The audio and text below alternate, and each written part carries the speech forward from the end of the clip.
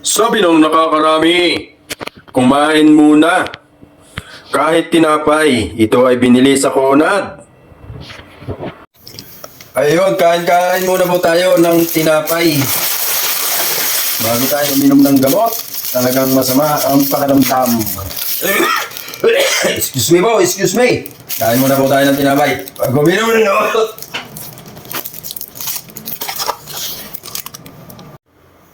Arit, nakapangain na ng tinapay. Bumili ng gamot din sa Onidia Benesere Puriata di Mano.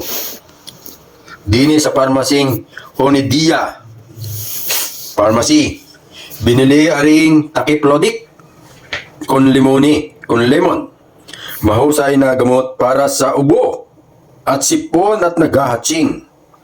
Arit, ating titimplahan na sa mababang kalahating baso. Depende kung gusto kalahating baso para hindi masyadong matapang. Tama na rin sa akin mababang kalahating baso. Arit, titimplahin na ang takiplodik with lemon. Takiplodik with calamansi. Talagang masama. Napiyaw. Ay, mamiya. Ay ayon sa sinasabi ng iba ay magaling. Ay magaling sa unang tama ay yung halimbawang hinahatsing. Tapos nangangati ang ilong. Tapos nangangati ang lalanguna. Aray mahusay na gamot. Mahusay na gamot aray. Takiplodik with lemon. Takiplodik kung kalamansi. Magaling na gamot. Na sinasabi ng nakakarami. Talaga nasubukan ko na. Kaya ako lang ay nadali na tinamaan ako ng isang araw. Hindi nalamigan yata ang likod ng linggo. Tsaka nung Lunes. Medyo manipis ang subo.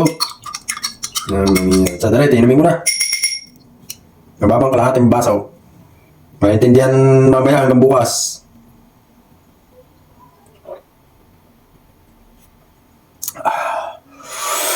Alay, maligam-gam na tubig.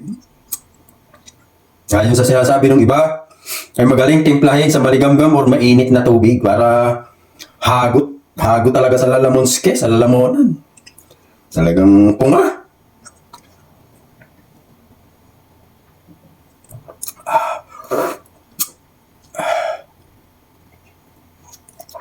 Ayun! Nakaset na. Nakaset na ng gamot.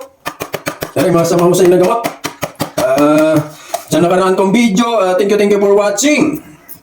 Thank you for watching. Thank you for watching.